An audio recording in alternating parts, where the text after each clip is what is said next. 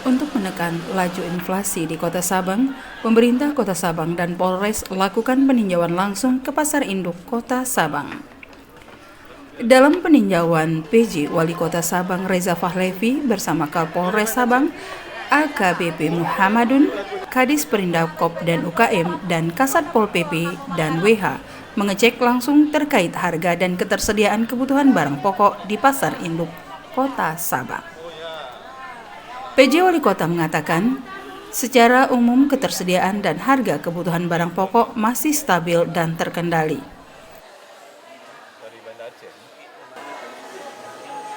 Setelah dilakukan pengecekan langsung ke pasar, harga kebutuhan barang pokok masih relatif stabil, ujar Reza Fahlevi usai meninjau Pasar Induk Kota Sabang. Lebih lanjut dikatakan, untuk memenuhi berbagai kebutuhan barang sangat tergantung pada pasokan dari daratan, dan ini tentunya sangat mempengaruhi inflasi di Sabang. Berkaitan dengan itu diharapkan kepada para pedagang dapat mengikuti aturan pasar yang ada, sehingga ke depannya harga kebutuhan barang pokok tetap stabil. Pemerintah Kota Sabang akan terus melakukan berbagai langkah penanganan dalam upaya menekan laju inflasi di Kota Sabang. Untuk memastikan harga-harga bahan pokok di Sabang ini stabil. Jadi kami sudah cek baik cabai, beras, minyak goreng, ya, telur itu relatif stabil. Memang ada yang agak fluktuatif, cabai dan telur ya, karena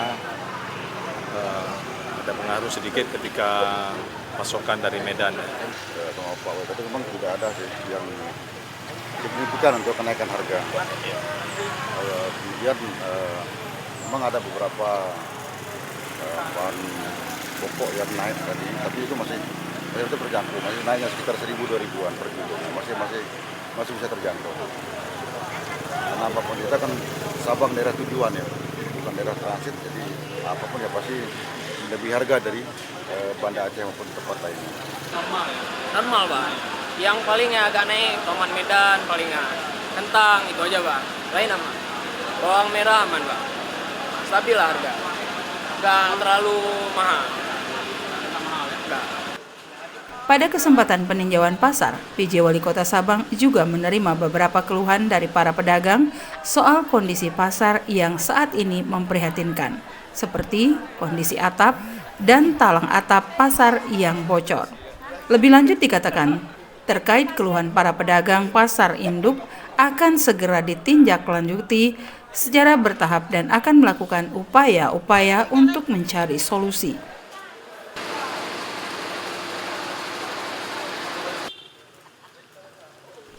Dari Pasar Induk Kota Sabang, tim DSTV melaporkan.